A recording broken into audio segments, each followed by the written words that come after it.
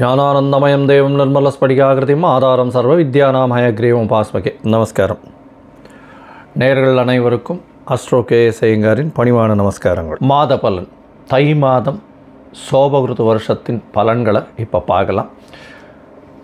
15/1/2024 12/2/2024 வரை உண்டான நாட்களுக்கு தை மாதம் வருது சோபகிருது வருஷத்தில்.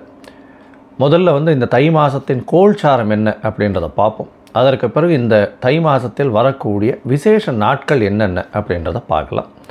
அதற்கு பிறகு ஒரு ராசிக்கான பலன்கள் என்ன, பரிகாரங்கள் என்ன, அது தவிர சந்திராஷ்டம நாட்கள் என்ன அப்படின்றத பார்ப்போம். முதல்ல இந்த மாதம், தை மாதம் அப்படின்றது உத்தராயண புண்ணிய காலம், உத்தராயணத்தின் முதல் மாதம் அப்படின்னு சொல்லக்கூடியது. ஏன்னா மார்கழி மாதம் தட்சிணாயனத்தின் கடைசி மாதம். இது உத்தராயணம்னா சூரியன் வடக்கு பக்கம் போக ஆரம்பிக்கிறார். அதனால் உத்தராயணம் ஆரம்பிக்கிறது. தேவர்களுக்கு பொழுது, அதாவது பகல் பொழுதாக கருதப்படுகிறது.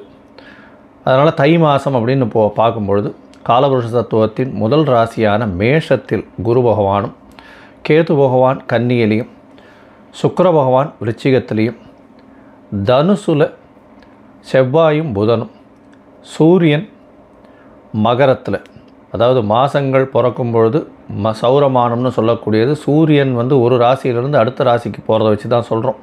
அதனால் மகர மாதம் அப்படின்றதுனால தை மாதம். இந்த மாதம் மகரத்திற்கு தனுசுலேருந்து வரார். 15ஆம் தேதி அன்றைக்கி வந்துடுறார். கும்பத்தில் சனி பகவானும், மீனத்தில் ராகு பகவானும் இருக்கா. இது இந்த மாதத்தினுடைய ஆரம்பத்தின் கோல்சாரம். இந்த மாதத்தில் பார்த்தேனால் செவ்வாய் பகவான், அதாவது மாத கிரகங்கள்னு சொல்லக்கூடிய சுக்கிரன், புதன், செவ்வாய், இந்த 3 கிரகங்களும் மாறுறான். சுக்கிர பகவான் 19/1/2024 அன்றைக்கி விருச்சிகத்திலிருந்து தனுசுக்கு போகிறார்.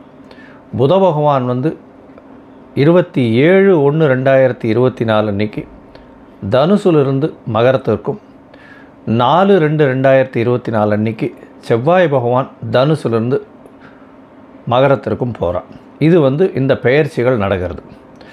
இதை தவிர பார்த்தேனால் இந்த பெயர்ச்சிகளை வச்சும் இந்த மாதம் என்னென்ன பலன் வருது, வருஷ கிரகங்களை வச்சும் இந்த மாத கிரகங்களையும் வச்சும் என்ன பலன்கள் வருது அப்படின்றத பார்க்கலாம்.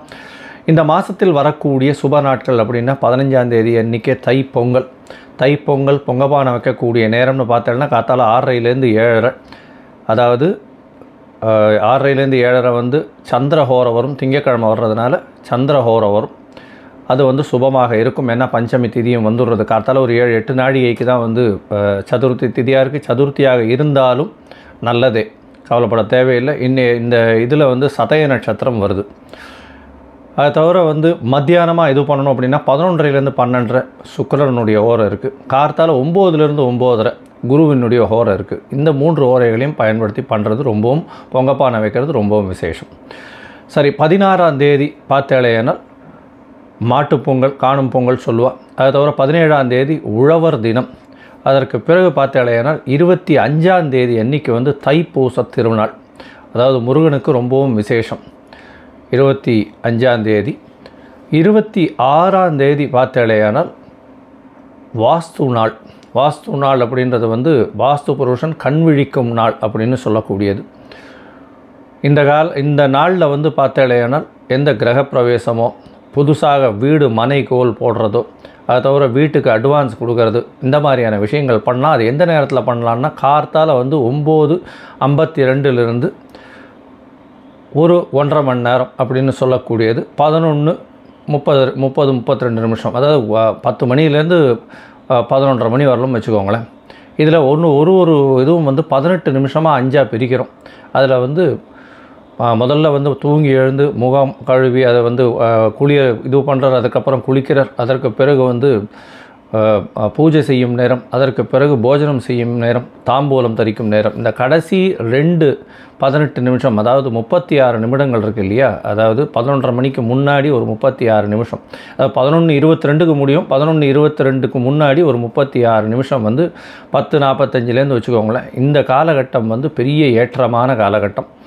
ஏன்னா இந்த காலகட்டத்தில் அவர் போஜனம் செய்கிறதும் அதற்கு பிறகு தாம்பூலம் தரிக்கக்கூடிய நேரமாக இருக்கிறதுனால இந்த நேரத்தில் அந்த இது அடிக்கால் போடுறது, அதை தவிர வந்து வாசக்கால் ஊன்றது, புதுசாக வீடு மனை கட்டுறதுக்கு ஆரம்பிக்கிறது, இது எல்லாம் வந்து பெரிய ஏற்றத்தையும் மாற்றத்தையும் கொடுக்கும். இந்த வாஸ்து நாளில் எந்த வித தோஷமும் கிடையாது.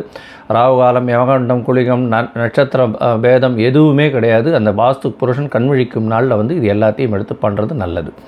எல்லா ரியல் எஸ்டேட்காராலும் இந்த இடத்துல டயத்தில் பண்ணுவாள்.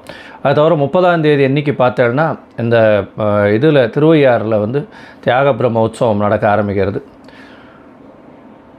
31ஆம் தேதி வந்து தை ஹஸ்தம், கூரத்தாழ்வான் திருநட்சத்திரம். அன்றைக்கி தை ஹஸ்தம் பெரிய ஏற்றம். அன்னியிலேருந்து தான் வந்து எல்லா ராத்திரியும் வந்து நான் பிரபந்தங்கள் சொல்ல ஆரம்பிப்பா திருப்பியும். அதாவது கார்த்திகையிலேருந்து தை ஹஸ்தம் வரலும் வந்து சொல்கிறது கிடையாது, கோவிலில் மட்டும்தான் சொல்கிறது.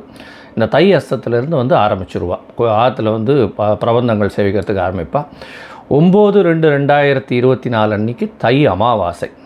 இது வந்து ஒரு பெரிய ஏற்றமான விஷயம். ஏன்னா தை அமாவாசை பித்ருக்களுக்கு கொடுக்க வேண்டிய கர்மாக்களை செய்ய வேண்டியது, பெற்றோர்கள் இல்லாதவர்கள் செய்ய வேண்டிய கர்மா. பொதுவாகவே பார்த்தாலேனா 3 அமாவாசைகள் ரொம்பவும் முக்கியமானது. எல்லா அமாவாசையும் ரொம்பவும் முக்கியம், அதில் 3 அமாவாசைகள் ரொம்பவும் முக்கியம். அதாவது ஆடி அமாவாசை, புரட்டாசி அமாவாசை, தை அமாவாசை, இந்த 3 ரொம்பவும் முக்கியம். இந்த 3ம் வந்து கண்டிப்பாக வந்து பித்ருக்களுக்கு செய்ய வேண்டிய கடன்களை கண்டிப்பாக செய்யணும். யாராவது அதாவது பேரண்ட்ஸ் இல்லாதவங்க இது பண்ணலை அப்படின்னா அவர்களுக்கு வரக்கூடிய சந்ததிகளில் பார்த்தேன்னா 5ஆம் இடம் 9ஆம் இடம்னு சொல்லக்கூடிய அதாவது பூர்வ புண்ணியஸ்தானமும் சரி பாக்கியஸ்தானமும் சரி பாதிக்கப்படக்கூடிய வாய்ப்புகள் மிகவும் அதிகம்.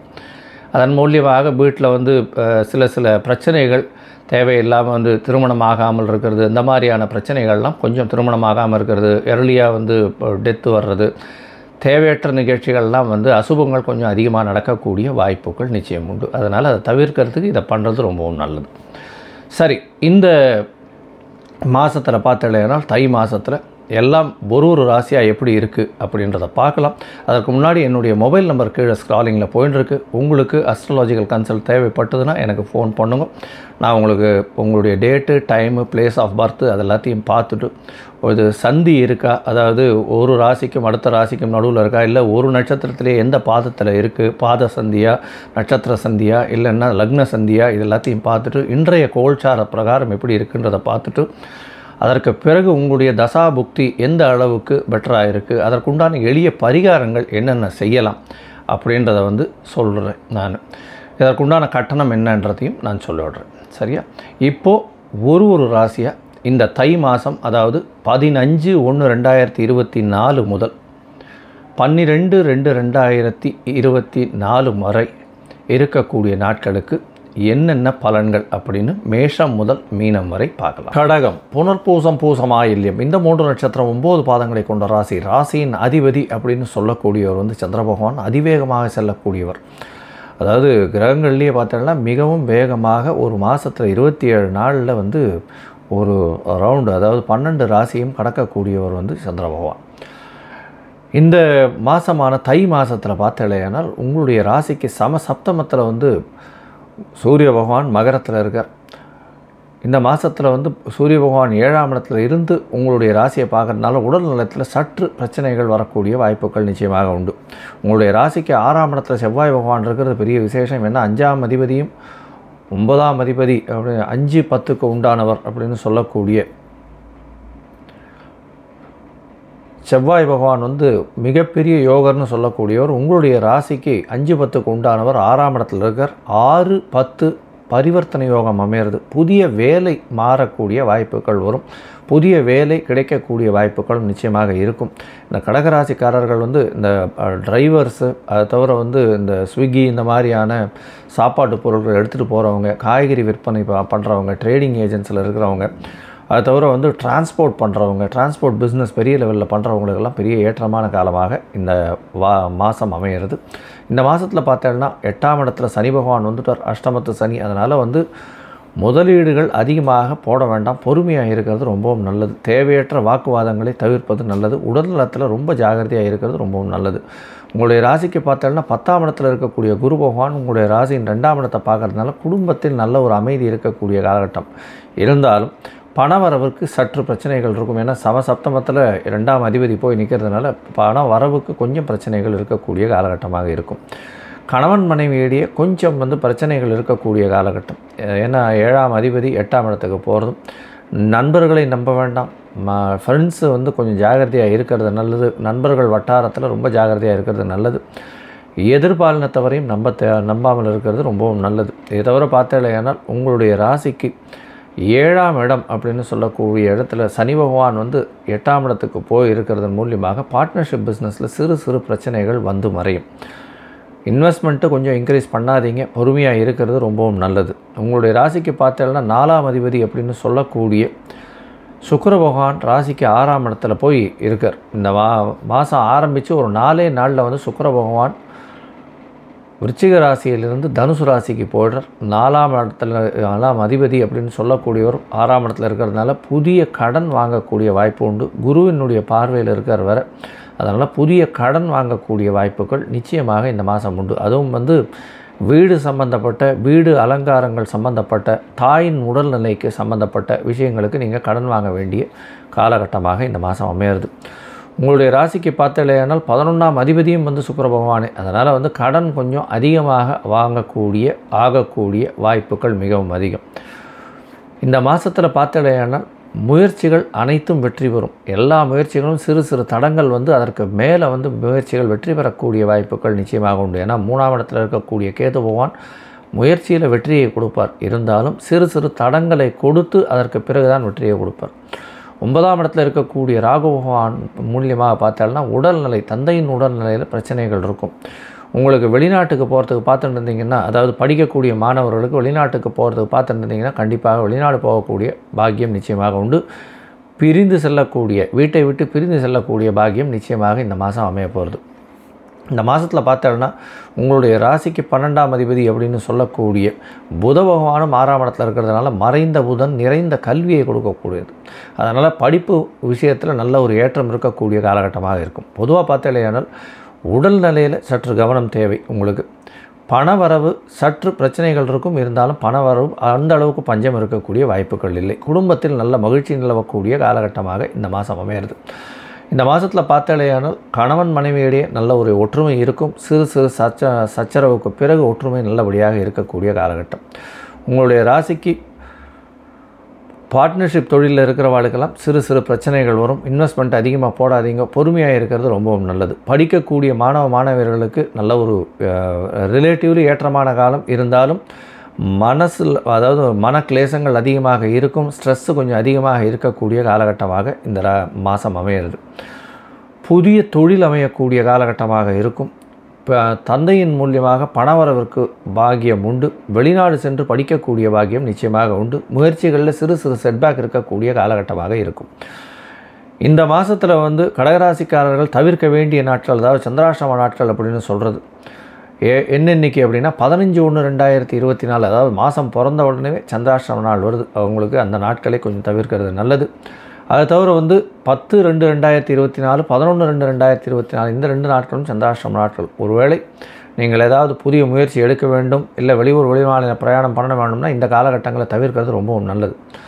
ஒருவேளை நீங்கள் பண்ணி தான் ஆகணும் அப்படின்னா சந்திர பகவானுக்கு ஒரு எளிய பரிகாரம்னு சொல்லக்கூடிய அருகில் இருக்கக்கூடிய சிவன் கோயிலில் போய்ட்டு அல்லி மலர் இல்லைன்னா வெள்ளை அரளி மலர் அதை கொடுத்துட்டு போங்க. உங்களுக்கு சந்திராஷ்டமத்தின் தாக்கம் நிச்சயமாக குறையும். இந்த மாதம் பார்த்தாலேயானால் அதாவது ஒரு சுமாரான மாதமாகவே இருக்கும் இந்த கடகராசிக்காரர்களுக்கு. ஏன்னா 10ஆம் இடத்துல குரு பகவானும் சனி பகவானும் 8ஆம் இடத்துல இருக்கிறதுனால ராஜகிரகங்கள்னு சொல்லக்கூடியது வருஷ கிரகங்கள் வேறு. அதனால் உங்களுக்கு பிரச்சனைகள் இருந்து கொண்டே இருக்கும். இருந்தாலும் உங்களை எதிர்கொள்ள முடியாமல் திணறுவாங்க எல்லோரும். ஏன்னா 6ஆம் இடத்துல செவ்வாய் பகவான் எல்லா விதத்திலையும் உங்களுக்கு வெற்றியை கொடுப்பார். முயற்சிகள் அனைத்தையும் வெற்றியை கொடுப்பார். உடல் நிலையில் கொஞ்சம் ஜாகிரதையாக இருக்கிறது நல்லது. நீங்கள் அண்ணாமலையேஸ்வரர் கோவில், அதாவது திருவண்ணாமலை போய்ட்டு வாங்க. அண்ணாமலை கோவிலுக்கு போய்ட்டு வாங்க. திருவண்ணாமலைக்கு நல்ல ஒரு ஏற்றம் இந்த கடகராசிக்காரர்களுக்கு வந்தே தீரும். இது இந்த மாதமான தை மாதம் ஒரு சுமாரான மாதமாகவே இந்த கடகராசிக்காரர்களுக்கு இருக்கும். லோகா சமஸ்தா சுகினோ பவந்து. நன்றி, நமஸ்காரம். Astro KS Iyengar YouTube channel பார்த்தமைக்கு நன்றிகள். மேலும் இது போன்ற ஆன்மீக ஜோதிஷ தகவல்கள் உங்களை அடைய astro KS Iyengar YouTube channel subscribe செய்யவும், பெல் ஐக்கானை மறக்காமல் அழுத்தவும். நன்றி, வணக்கம்.